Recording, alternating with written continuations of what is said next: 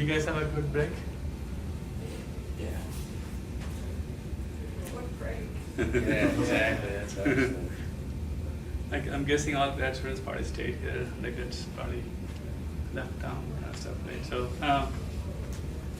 yeah, hopefully you have some break. Yeah, like I said, I don't have the exams. I'll bring it on Thursday, right? And the report is basically for me to get a sense of how things are. So, how are the projects coming along? Are you running into any problems or making decent progress and stuff? One of the facts of life is that towards the end of the semester, every project comes due in all the other classes and stuff. So I would suggest that you do it as soon as possible and not wait till the last moment kind of thing, right? You have to figure out a time when you can give a presentation, and you may be able to do it in the class time because the chance let me know about the projects and stuff. Okay. So are there any concerns about what we covered so far in terms of, so I think, so far we kind of like broadly covered a whole bunch of stuff, and so if you're still confused on what sense networks are, you're not alone, right? So I was in a PC meeting on like day before or so, and you still have arguments. I mean, I think everybody thinks that whatever they're doing is sense networks, right? And so one of the things that I personally find it kind of annoying is the modes and sensors. People who work on that field kind of are very proud of the fact that they can get the operating system into 3 bytes or 2 bytes or what have you, right? And I think Nathan saw one of the people. You want to like share? Okay, so Yeah. So Matt Walsh, and he had, I guess, an evolution of, You remember Matt Walsh, right? The volcano project, and they continue to work on that, right? Yeah, and on the poster he talked about the volcano project. They were trying to track Parkinson's patients with these little like iPod nanotype devices on people's wrists. Okay, track what? Like Parkinson's, like the movement in people's Okay. like the shaking. And they had rigged out over some sort of wireless. It was on the modes, I guess, and there wasn't enough communication bandwidth for all of the communicating once. And I mean, he was touting it as like this great OS, and I asked him, it still had to be all be compiled in one thing, and then it wasn't. I mean, I guess it was OS, but it didn't really seem like much of one. Yeah.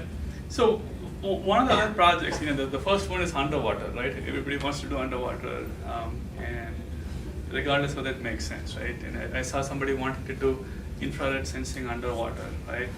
Which makes absolutely no sense because it's very easy to do infrared underwater, right? It's very easy. You don't have to do anything at all. In fact, you don't need hardware, right? Because underwater, infrared is absorbed. So all you see is black, right? So I don't need a sensor. I mean, it's completely energy efficient because once you go underwater, it's all black, and I can say all data forever is black, right? And so if building a sensor is easy, programming is easy, communication is easy, you can set it at whatever resolution you want, because essentially all you see is black, right? But I mean, they were talking about QoS and stuff, and you're like, but infrared is absorbed by water, which means that all you see have a high resolution, high definition black, or low definition black, right?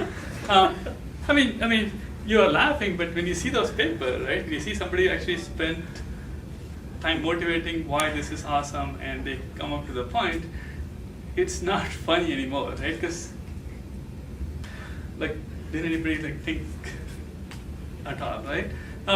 So anyway, beyond that, the other area where a lot of people are interested is healthcare, right? And he mentioned some of the stuff and some of the stuff we're talking about. Essentially, the idea is the motivation is that the population is aging. You would like some sort of a monitoring to. You put sensors on people, put sensors on stuff, so people don't have to be in the hospital, they can stay home longer, right? So the motivation example was when you want to see when dementia sets in, you want to have lots of sensors in the house, which keeps monitoring you, so the patient can live quite independently. And something happens, they fall or something, then you want the whole infrastructure to come in, right? And there's a lot of reasons why you want to do that, because the studies will show that if you put the patient in the hospital setting, they get sick from other stuff. So you would want them to be in their home setting. And patients tend to live longer, happier lives if they're at home till they have to be sent and all those things, all the nice stuff, right? So a lot of people working on those kind of stuff. And I was talking to some other people who are doing this from Intel, right? Intel is also interested, of course, in any of these stuff. And one of the things which is not clear from what a lot of the research people do is, do you expect anything useful to come out at all, right?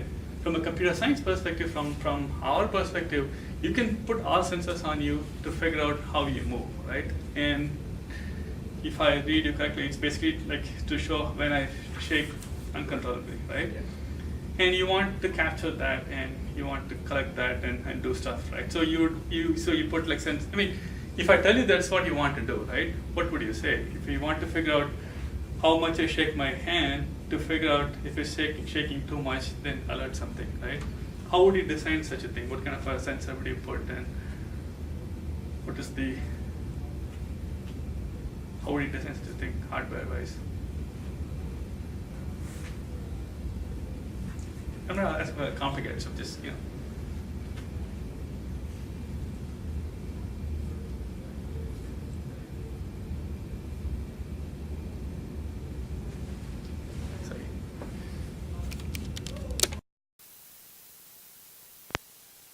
How would you do that? Maybe like an accelerometer or something. Yeah, you put an accelerometer and then you collect. I mean, first get that sounds fine, right? Put an accelerometer, figures out how much you shake and everything, and then does the stuff, right? So from a computer science perspective, that looks fine, right? From a patient perspective, does that make sense, right? I mean, we're all human beings, so you can think of yourself as a subject of this stuff. What would be the issues that you would want? Why are the reasons why you don't want to do this, right? People don't like wearing around heavy things. But these are old people, so we consider. No, I mean that's exactly what they say, right? They say so. These people are, if you're talking about dementia and stuff, these are supposed to be old people. So the two options are: do you want to be in the hospital where you're monitored by a human being all the time? Or do you want to be in your own home and wear this stuff, right? Those are two options, right? I'm not giving you a third option, which is, do you want to just be home without these stuff, right? So no zebra stuff. I mean, this is tied to you, and if you take it off, then off you go into the hospital, right? And that's supposed to be okay, right? And usually these things are put by the next of kin kind of thing. So these patients, you don't ask them. I mean, next comes the other interesting stuff, right? Like what happens if it is younger generation who want the third option, which is I don't want this stuff at all. But for now, you're talking about patients who have no choice, right? Right? Can you think of another reason why you don't want this stuff? We did read this in the textbook on one of the things that you need before you can deploy a sensor and use them, right? Remember what some of the different things that you need before your sensor actually makes sense. Models, right? You need models on what you're looking for, right? You need a model of what is good behavior, what is bad behavior, right? So you need this model to figure out whether this is a good thing, right? So intuitively, when I say this, judging by what he said, if I shake my hands too much, then it should be triggered something, right? That assumes that shaking my hand is a trigger, right? And when I do a demo like this, it says, oh yeah, I mean, why would somebody do this stuff, right? But we don't know whether it has any causality, right? We don't know whether just because you're shaking your hand means anything, right? And turns out most medical doctors actually don't know too much about human body, right? So we were talking to one of the doctors who was in a panel, and they basically say that human body is like so complex that it's kind of miracle that it actually works, right? So nobody wants to continuously monitor it because nobody knows how it operates, right? So if you ever doubt that, right, run to a doctor, like literally run to a doctor, and have them test your blood pressure, right? They basically will tell you, they told me those, sit down for a while, because they only know how to do the at rest blood pressure, right? Because they don't know what happens when you move away, right? They know that if your blood pressure is high, you're getting like a heart attack or something. But they don't know that all heart attacks, high pressure means heart attack, right? When you have heart attack, you have high pressure, but not the other way around. Whenever you have high pressure, does not mean you're getting a heart attack, right? So they don't have these models which know what is bad, what is to be worried about, what is not to be worried about, right? Until we get that model, you can't build these sensors, right? So like when my wife was pregnant, the same thing, right? Like when you go to the doctor and you want the doctor to test all the stuff, they tell you no, because they don't know what is normal for baby development. Unless they suspect something is wrong, they don't want to look at it, right? So doctors don't really care for all this stuff. So you can give like a histogram of all the stuff which happened, and you can drop very pretty graphs and say, this patient was essentially like shaking his hand like 10 times for the last 10 days, right? They still are trained to look at the patient to see if they look like they're getting dementia, right? And if it doesn't look like the patient is getting dementia, they don't care about all this data, right? So remember, one of the things we looked at, one of the things we said was you need to have model, and you need to work with the subject matter experts, right? The doctors, to know what is appropriate. And you don't want to talk to doctors, because doctors basically say, I don't really want all this data, right? I want to know like what the triage nurse would say, who would say, basically you're getting a heart attack, because a triage nurse goes through a bunch of stuff to tell you. They don't want all these graphs and plots to show what is happening, right? The other component is all the medical care goes through insurance agents, right? The goal of insurance agents is to reduce cost, right? So unless you can prove that having these monitors would somehow bring down the cost as compared to a nurse, right? And the monitors would mean that there's hardware, software, liability costs, and everything. Unless you bring those things into picture, so they don't want to replace your nurses with engineers who are building the hardware and setting this stuff up, right? So unless you can get all these people in, they don't want this. So for example, if you put this monitor, the patient goes to take a bath and they get electrocuted, right? Because they're wearing this monitor device, right? And it's not a good thing, right? So that's another one of those things where you see lots of these research papers talking about healthcare and stuff, and they violate some of the principles, which is you need to understand what you're trying to do. You need to understand whether it makes sense, and some of these times it doesn't make sense, right? Regardless, you still see people talk about how. So you talked to them about the operating system, right? Right. It seemed to be almost the same as Tiny OS. Mm-hmm. But what you were saying about the graphs, people were just fooling around with devices, and they were taking their hands, and of course, the real-time graphs were going nuts, but none of the people had hearts. So they were just moving their arms a lot. Mm-hmm. Yeah, so the bottom line is there's no reason why you have to find such a small hardware just to make it all interesting, right? It's not a bad deal to make the hardware bigger if it does your job. And I think one of these sort of stuff brings that into perspective, right? Like if you want to do video, so one of their model is video can help you in a lot of sense, right? So if you have all these little sensors, a video of this image of the scene can tell you the broader scene of what is happening, right? So one of the examples they want to do is look at the Oregon coast, right? Look at the Oregon coast to see when the sandbars are happening under the ocean, when currents are forming, riptides are forming and stuff. And you can have one of these cameras cover like a vast area to make some sense, rather than having small things around the place, right? So their model is to cover the whole entire Oregon coast, which is I think 1,300 miles, right? So you have 1,300 miles of coast. You can actually put sensors every few feet across a 1,300 miles stuff, or you can put one of these stuffs every half a mile, have it kind of look around and see in the broad sense if anything happens. And if nothing seems to happen, then all these little sensors can go to sleep or don't have to worry too much.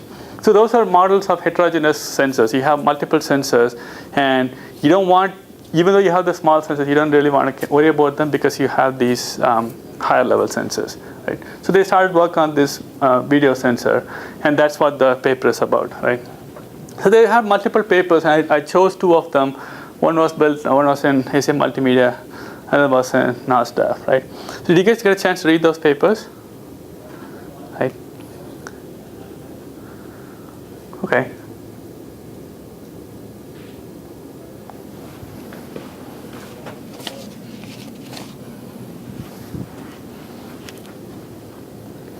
So some of the examples that they give and some of the other examples people have looked at, one is the environment monitoring. So they want to look at the Oregon coast, right? So apparently so they're trying to figure out sandbars under the water. So depending on the sandbar, depending on how the sandbars are set up, the waves over the water kind of change.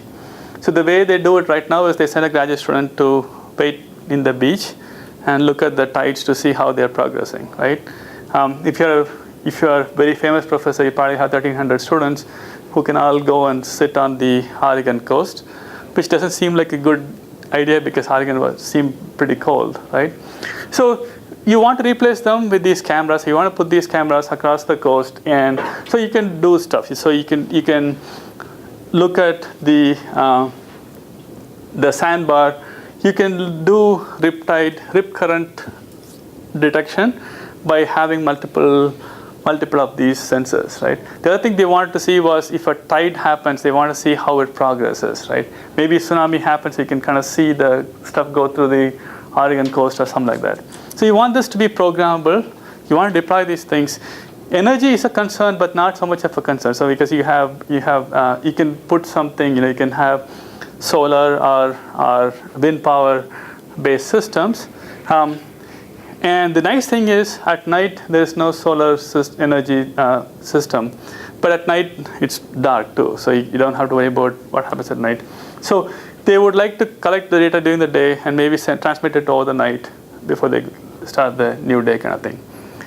The other example of these video sensors is the notion of the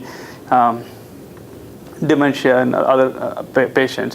One of the things is if you fall down, these sensors can detect that if they don't see a movement at all, especially if it's, they can notice that you're going into not the bedroom.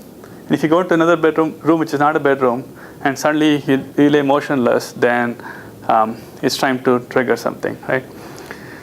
The other application is what they did. So essentially they had it in their lab, right? Had a camera pointing at the room. And they can later go back and query to see what happened, right? The example they actually used this was not in the paper. They had a mouse in their lab, right? The mouse used to come in and eat.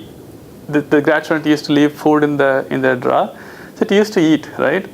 They didn't know there's a mouse because they figured one of the students is stealing these things.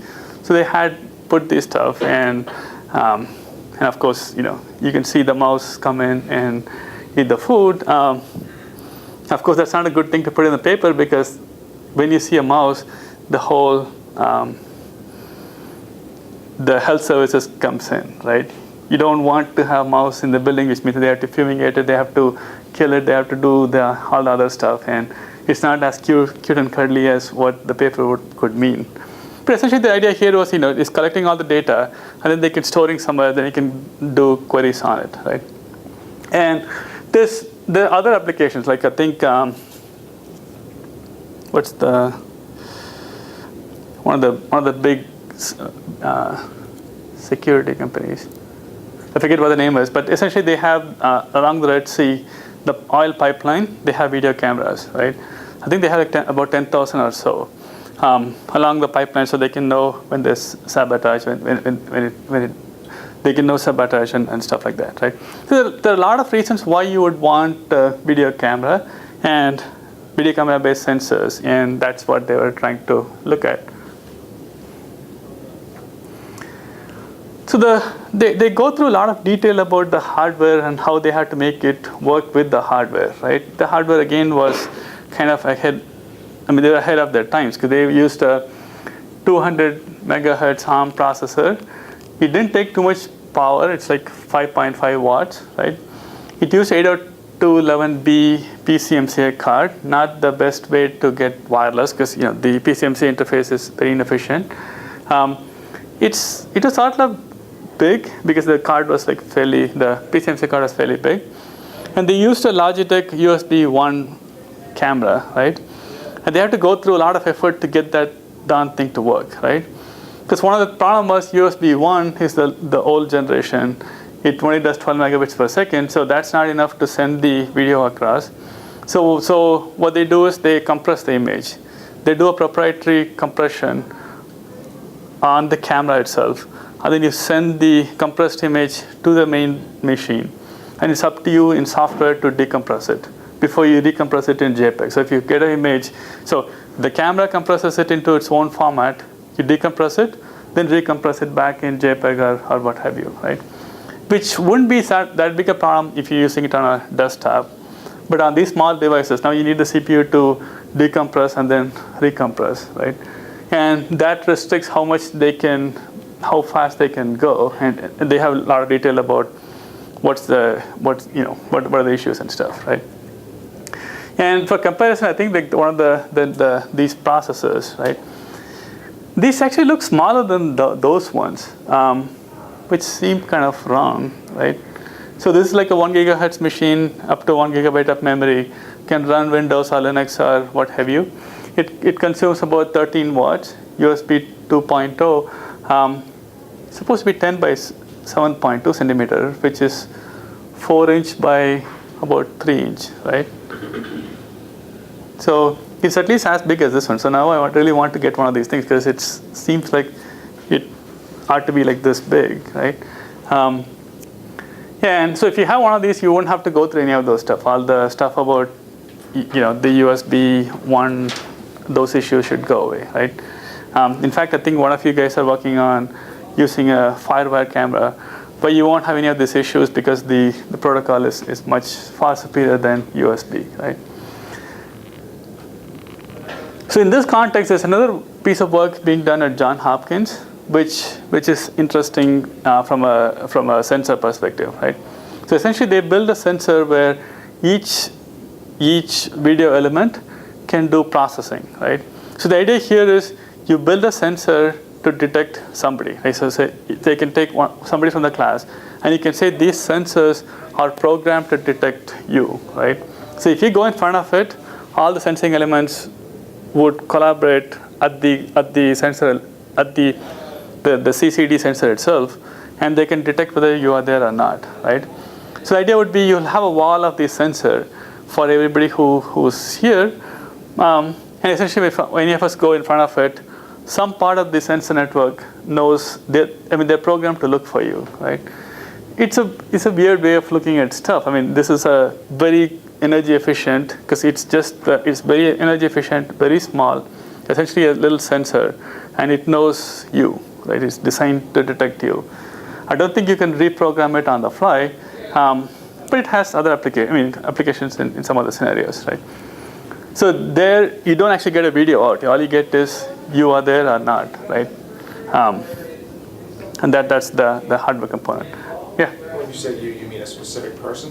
Specific stuff, right? So essentially, like in a regular camera, you have these little things which collect light, right? So here, let's say you have something like this, right? So here you can say what they're supposed to detect, and if it's like a circle you wanted to detect, you can program these to say, if you notice these things are, if these things are noticing a line, right? If this is dark, this is dark, this is dark, this is dark, this is dark, this is dark, and these are light, and so on and so forth, all these collaboratively would say yes or no, right? And it'll be very small because it's a little bit bigger than your detection, the camera stuff, right? And so if you want to detect that and a square, then you'll have the next set of stuff. You can say if you want to detect this, then those will detect those, right?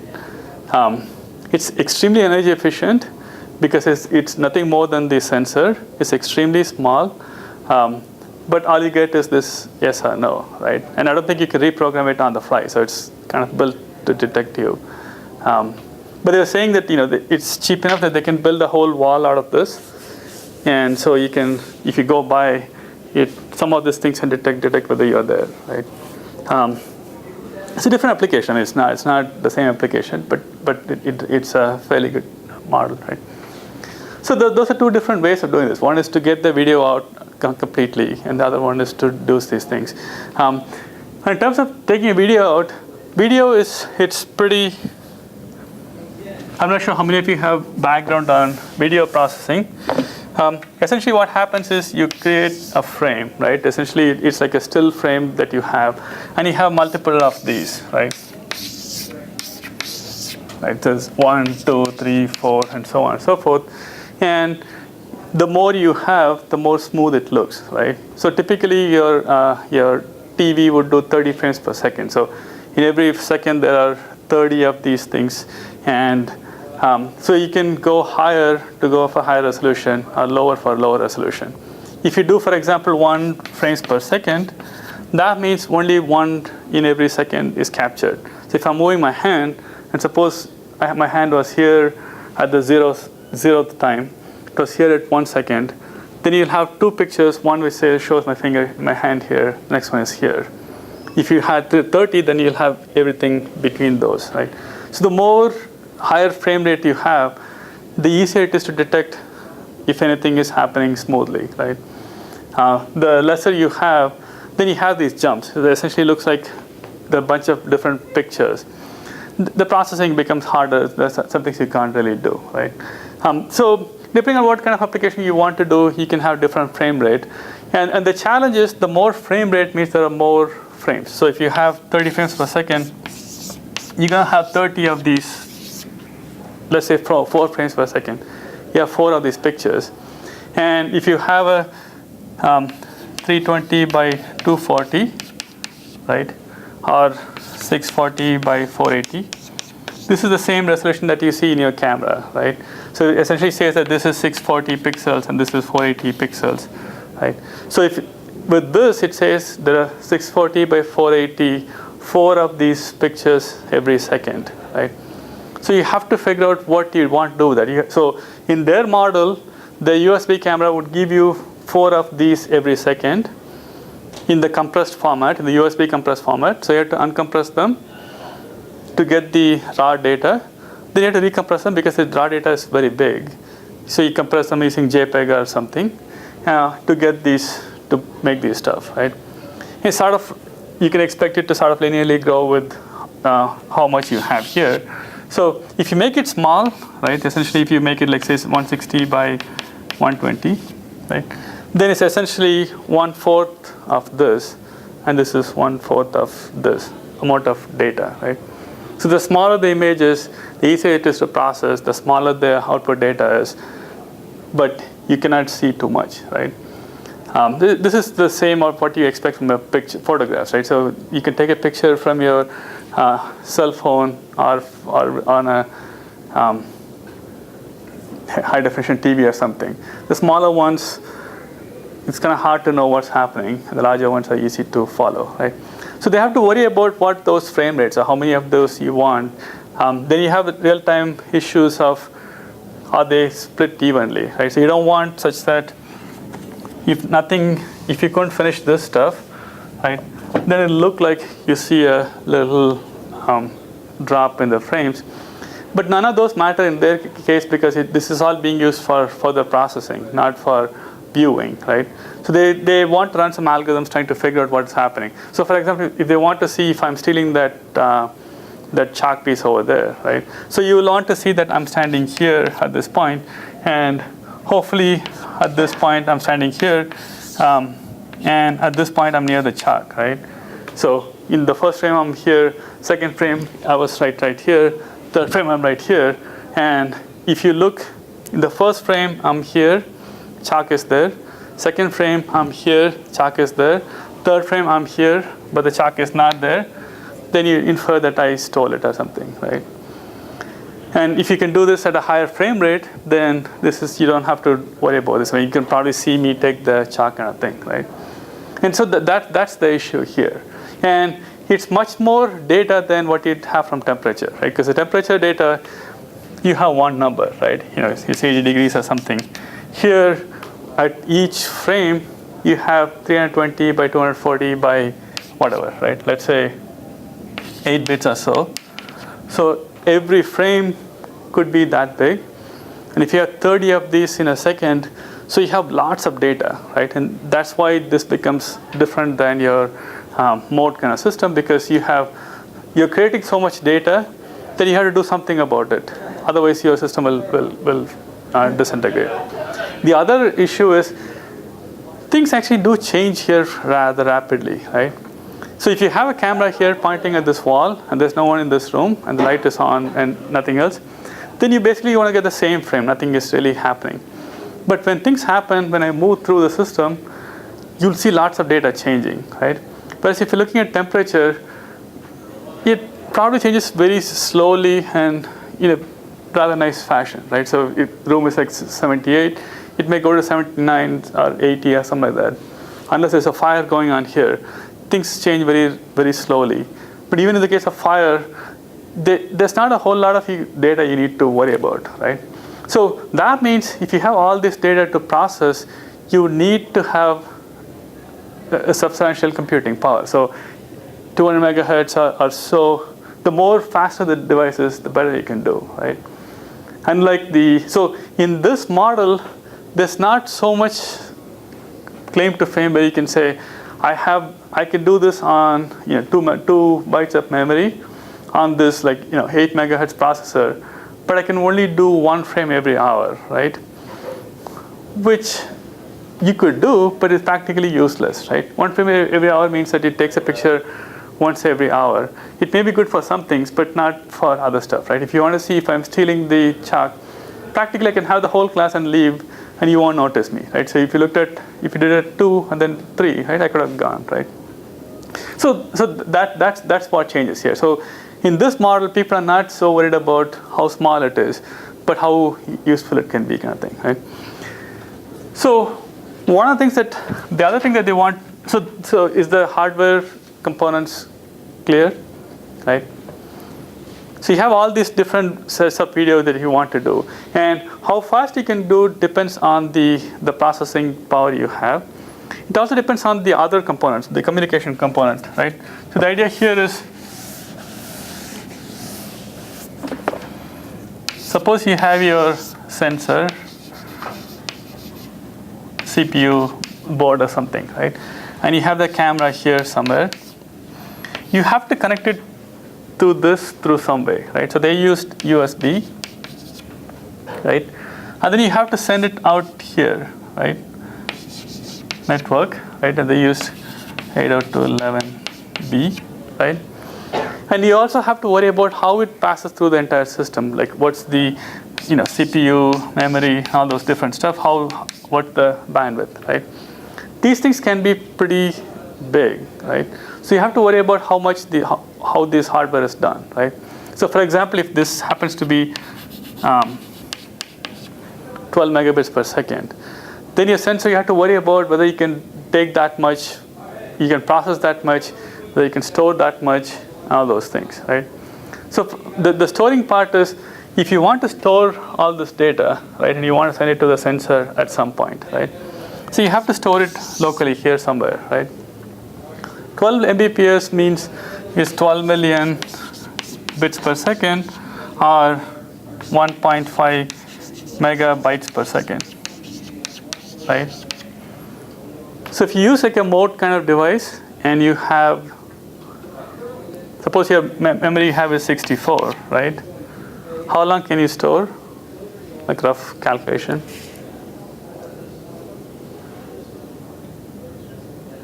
I guess it's like by 1.5, right? I'm just like, back on the envelope calculation. So you're trying to do 1.5 megabytes per second. So if you do this, it's what? 48? No, whatever, some number, right? Okay, let's say 42, right? So you can record for 42 seconds, right? So even 64 megabytes, which would be a big number for your other sensors, would be used up in 42 seconds, right? So you have to figure out how to manage this data, because even though all this data is coming here, unless you're able to send it out all at the same rate, your memory would get filled up quickly, right? So one of the things I worry about is how to do this buffer management, right? So essentially buffer management is, in my buffer, I'm going to store all these frames, right? And in 42 seconds, the buffer will be full, right? So I have to throw some frames out. Which frame should I throw out, right? And I can choose to throw the last one, but I can also choose to throw frames which have no content, right? So for example, if the camera was here and nobody was in this room, then the camera will be capturing. So you have these frames 1, 2, 3, 4, 5, 6, 7, whatever, right? But none of them have any information, because none of them have any data, because they're just pointing at this room. So your application may say, I can throw all of them out. Or your application may say, I can throw these out, because they are essentially repeats of this one. But I still want to keep this one, because I want to know something else. I want to know if the light is on, right? I want to know if the light was turned on. I want to know if it's daytime or nighttime. So I want to leave one of the frames on. Or you can say, I don't care, there's nothing happening, so I can throw all these frames. So you want some ways of managing these buffers. You want some way of doing this stuff, which means that you need to do some processing here, right? You have to run some algorithm here which decides what frames to keep. So you have to manage a buffer. You have to write code which will do this processing, right? And the processing would be hard, because now you're operating a lot of data. So the real challenge is, I have a sensor here with the camera, and I have another sensor. Let's say this is base station. And I have a buffer here, buffer here, buffer here. This is a camera, right?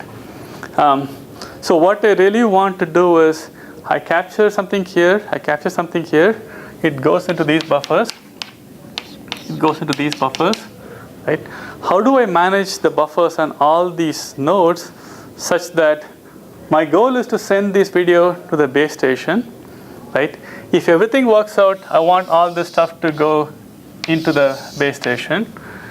But if I can't do that processing, if I can't send it all, how do I prioritize? How do I throw some of the frames out such that I can still have something useful? For example, you can say, if you can throw away all the frames for scenes where both the cameras took the picture, right? So if you have a camera right here pointing at the room, then you can say, you can throw away some of the frames because they are pointing at the same thing, right? So you have to have those logic running. Where do you run the logic? How do you decide what buffers should happen? So I can say, I can throw this packet out, this frame out. It's important, but I know it's also here, right? Even though you took the energy to send it here, I have to throw some packets out, some frames out. So I'm going to throw this frame out because I know you will keep it, right? So you have to make this decision. So you need all these things to work in a seamless fashion, coming up with this algorithm, coming up to make sure that they can do all this stuff. And that's the direction that they're going. So you have this complicated processing going on. How do you program these things to do these things? And that's their Cascade paper, right? The system called Cascade, which essentially lets you program these things. So you run a piece of code which runs in all this stuff, right? And you achieve this global goal. You achieve the goal of managing the buffer, managing all this stuff in a global sense, right? Does that sound familiar? This notion of being able to program these things on the fly stuff, right? Do you remember the paper we read about one of these things earlier?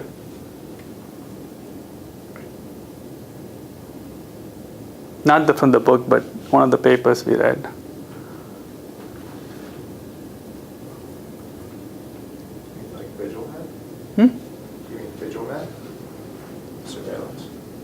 I'm looking at the active sensor, right?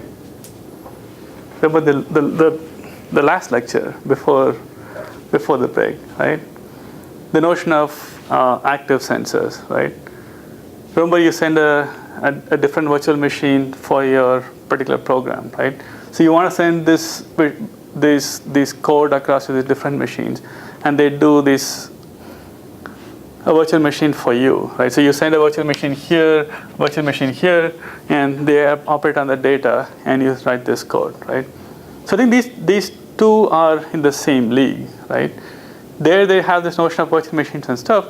Here they use Python, right? Python as their code, and they let you create code in any language, and with Python you can link to any language. So you can have the processing for video be run in C, the processing for storing using some database language or what have you, and everything works through Python. How many of you use Python? Nothing like that. What? I have nothing like that. But you have used it, right? So what did you guys do with it? I had to go to a worthless class in high school on it. Okay. I just use it to write some scripts and. So in terms of scripting language, right? There's Tickle. How many of you use Tickle?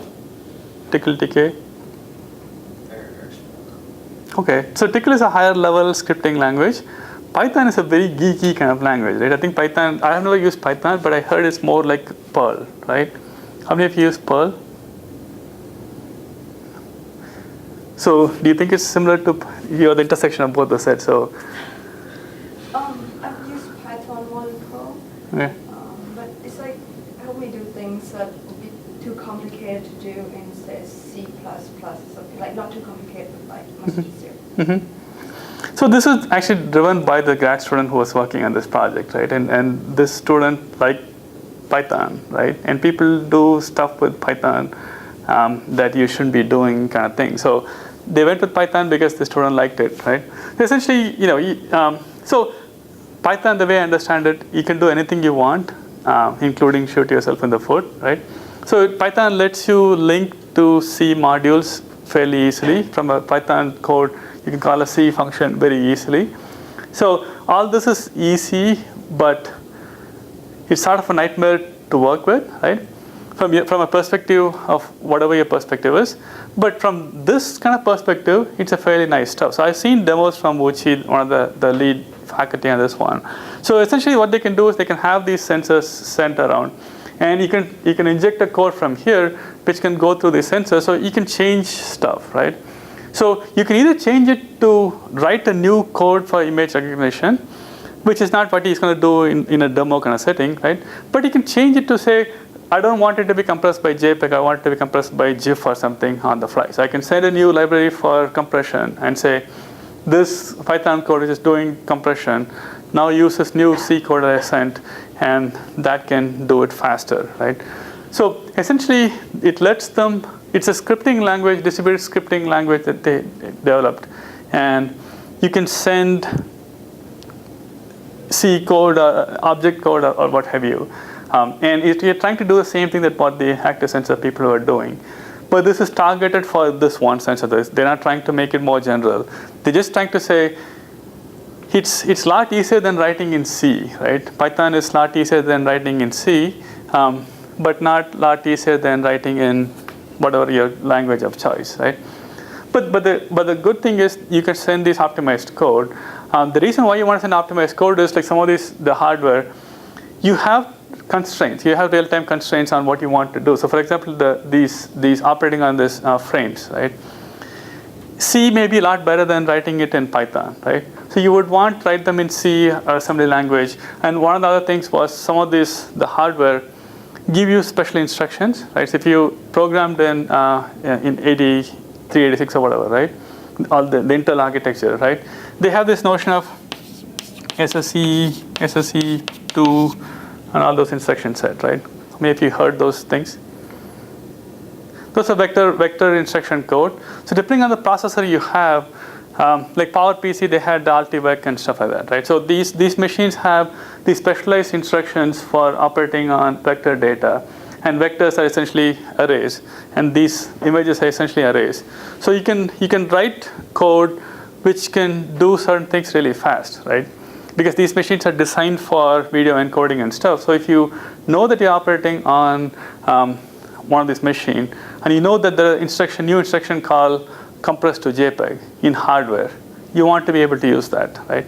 In which case, it's easier to write a C code to do that, or whatever language that the vendor did. So then I can write that operation in whatever language you gave, integrate that with Python, and you can do this, right? When they do the demo, it's very nice to look at, right? Obviously, you have to know what Python is and how you can do this code, but they can do this on the fly. They can send these scripts, essentially scripts, right? So that's their main contribution. So to be able to say that the real challenge, the hardware challenge, USB 1 and all those things would decide what you can get here, right?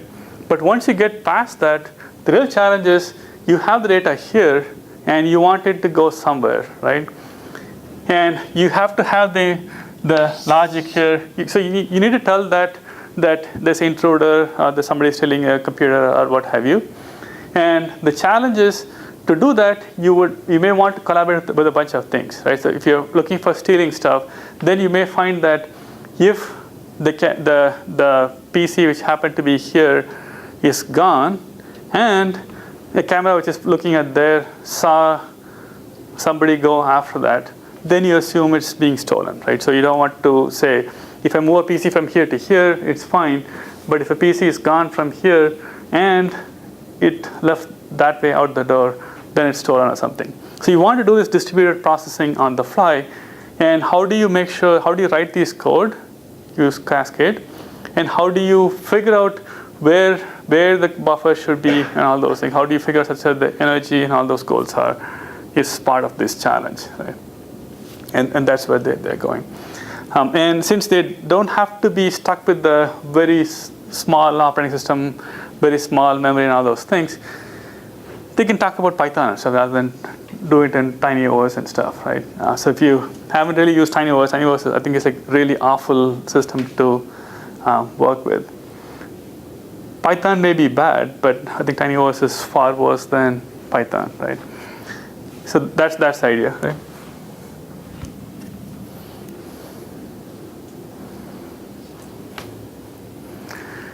And a lot of the things that they didn't actually mention in the particular paper, which I've seen Uchi talk about, essentially is a lot of other issues you have to worry about when you're doing video sensor, right? And how many of you been to London and seen those video sensors, right?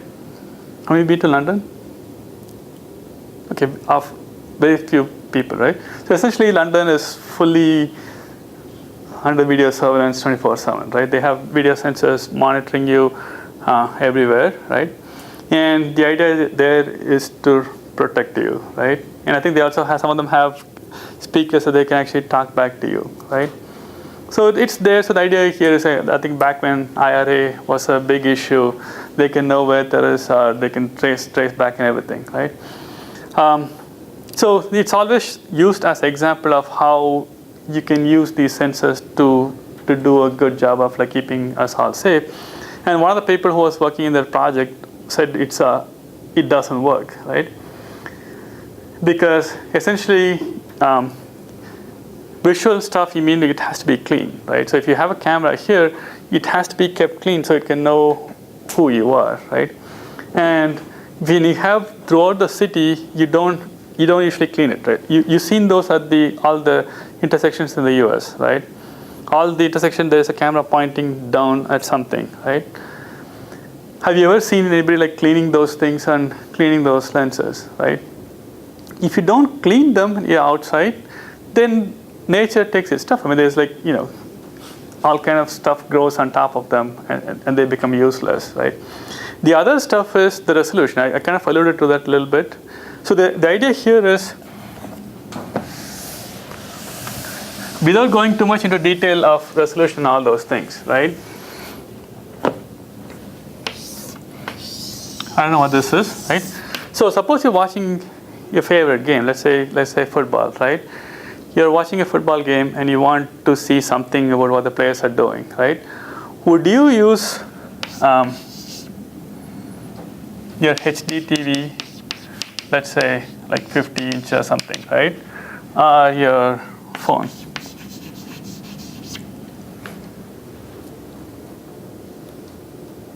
Right? You probably choose this one, right? Because the idea here is you have more resolution here, right? If you're fully, they don't broadcast it at this level, but if they do it, you do something at this rate, right? So your HD TV can be 1080i, right? Which essentially is, it can do 1080 by 1920, but actually it's only 1440, right? Something of this range. So you have that many dots, right, to make your picture. So it looks cleaner because a human being who is standing here may actually occupy like 640 by 480 or something. You have that many pixels to show what this human being is, right? If you show the same scene over here, and this happens to be like say 160 by 120 or something, right? This same human being will be correspondingly having fewer dots, right? So maybe your face can be represented by 4 dots here compared to like 40 dots here, right? So it's not just the screen being bigger, but the resolution that you want to get, right? Essentially the same thing happens here. So, but the flip side is, if you want to do something of this size, right? The simple math is, let's say it's 1920 by 480. So if you have 1920 by 1080, let's say 30 frames per second, right? That means 30. And let's say we do color, which means a red, green, blue kind of thing, right? Which means 3, right? 3 bytes, which means 8-bit, right? So essentially, this is the amount of bits you'll create per second, right? If anyone has a calculator, they can look at this stuff, right? But this is a big number, right?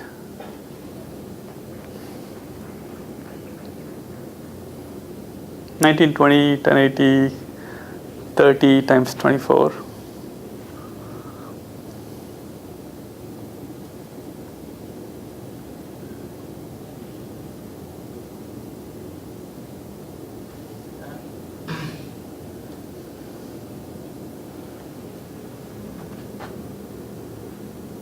So it's 1,492,992,000. 1 billion. 492,992,000. So 1 billion is 1 gigabits per second, right? Yeah. 1 billion is giga, right? If you do the mega giga thing. So you're creating 1 gigabits per second, right? So if you had this camera, the part about it being clean, right? But the other stuff is you have to generate this much stuff. Of course, you can compress it to reduce it, and that means you're adding more computational complexity, right? So you either have to move that many bits, or you have to compress it and then decompress it on the other end, right? So if you're doing something like at the scale of the city, right? And let's say you have 1,500 of those, right? So you're creating 1.5 terabits per second or so worth of video streams that are coming in, right? If you do that, then you have hope of looking at this stuff, right? But very few cities have the money to install that data rate cameras, right? So they tend to have these little cameras. So most of you may have seen these little cameras, right? You've seen it in your home or like home security, or like these days cars, they have when you back up, there's a little camera in the back, or right? So those are cheaper. Those are like 320 by 240 or whatever, right? And those you can actually use, right? In fact, most of the cities, when they do, they're not going for this kind of rate because they can't deal with this kind of rate. So they go for the smaller ones, right? So if you have this one, all you see is there's a spec going through, right? And the other stuff is the wider it gets, the smaller these things become. You would have seen it in the game, right? If I show the audience, like the whole football stadium audience, all into this one, you basically see like a little dot for each human being, and you can't really tell who it is. So you want it to be like closer and closer, right? So if you want it closer and closer, you want to have more cameras, right? In which case you can't afford it. So what they tend to have is one camera to collect them all, right? So this one camera figures out the whole thing, which really means that you really can't see anything, right? All you can see is this. Yeah, you can say that during the last suicide bomb, there was one human being who exploded the suicide bomb. You can say that. You can tell that. You can see that. You can see a speck go and it blows up, right? Which is awfully not useful because, I mean, you actually feel the effects of that. I mean, you see a bomb go off. You don't need to know that detail. You want to know who it is and stuff. So for these systems to really work, you need a lot more high fidelity cameras, a lot cleaner, lot all those things. And those are not there. So some of these things don't work. It's a psychological effect that you know that Big Brother is watching you, not really meant for you to take it seriously, right? They can use that to figure out if there's a traffic jam because you have enough cars and you can see the cars are being backed up. But if they're trying to look for your particular car, they want to see, like in the movies, right? And all the movies have this stuff where the hero or villain kind of knows exactly where the cars are moving by doing all the stuff. You've seen it, right? For those to happen, you need to have very high fidelity cameras, not just the hardware, but be able to move the data across to the control center. And nobody has the money to afford that kind of stuff. So none of these things really work, right? So essentially the same thing here. And if you're going to put this across the Oregon coast, in the example they say you can have one every quarter mile or something, right? Which means this camera is looking at a quarter mile radius, and you're collecting 320 by 480. So you do 320, let's say, by 240 to cover a quarter mile, right? So this is 1/4 of a mile.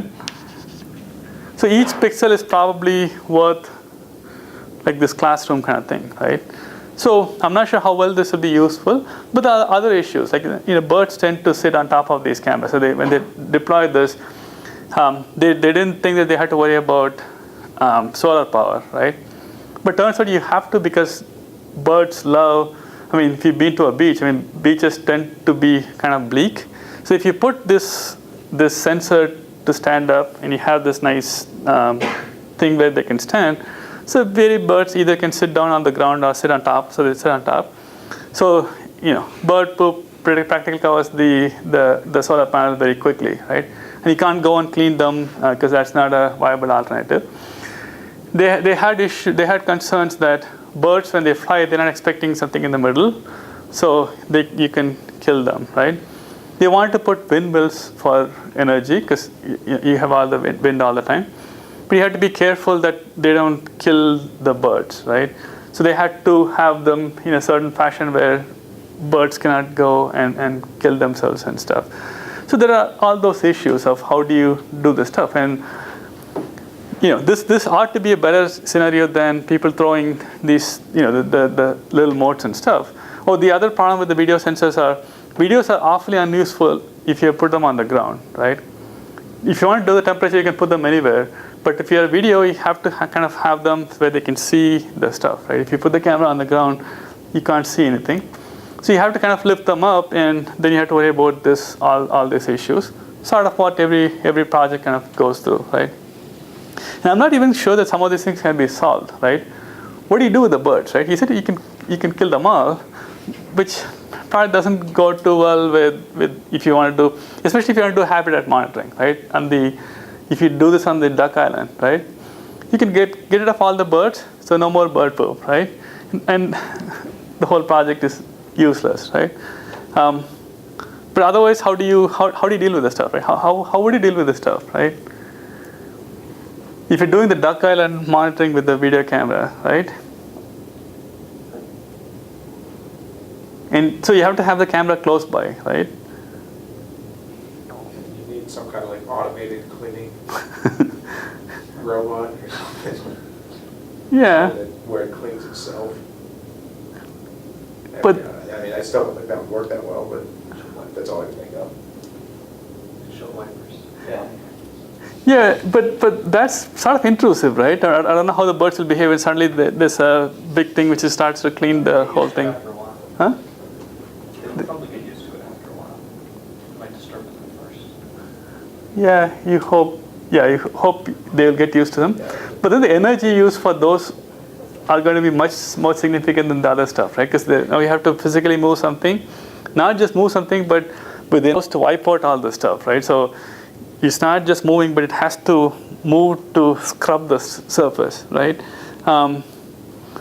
Yeah, people haven't looked at that, but those are concerns that you have to worry about, right? Yeah, luckily for them, energy is not a concern because these are outdoor. There are two ways to look at that. One is the energy consumption is so high that there's no possible way that you can do this from a AA battery or AAA battery. Right? So they're doing 5 watts, which is very low, right? But you still not going to put them on a battery. You still have to replenish the battery. So even if you wanted, you can't do that. You can't deploy this and then let them be for months without putting a new battery. So if you're going to have them charge, you don't have to worry about the stuff. And the other nice stuff is since you have to be kind of above the ground, put the energy stuff. But the issues like how do you keep them clean from stuff? And the other problem is if you have windmills and stuff, they all get stuck. So I think you have to have a bigger, larger windmill rather than small ones so that they don't get stuck. But the windmills apparently make noise too, right? So that means the birds may actually kind of avoid this area because there's this noise, unless I guess they get used to it kind of thing. So you have to worry about all these other issues that you didn't have to worry about before, right? Yeah, the hardware issues is what we kind of talked about. And again, they spend a lot of time on looking at USB 1 and 2 kind of things, but I think it's the whole end-to-end stuff. You have to worry about how it goes into the buffer, what the network is. So now you're going on the other extreme of your networking because you're sending a lot of data, right?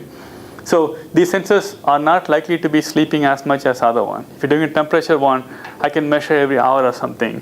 These ones are likely operating at a lot finer granularity, right?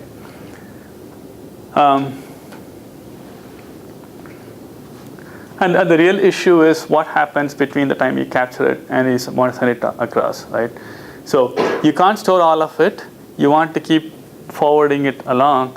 And some of the things that they want to really look at is if I'm doing multi-hop, and if the frame is anywhere along the way, then somebody in the middle can drop these packets, right? And of course, it's easier said than done, right? So essentially now what happens is I know I need 10 frames, and in the worst case, each one of you have one of the frames that I want, right? To do the processing, I need all the frames in the right order, right? So if I want to see if I walked out of the room, I want the frame for me here, me here, me here, me here, and so on, which means that I need from one of you who has the next frame, and so on. And it has to go to somebody who has the power to process them. So I need to look at the previous frame, next frame.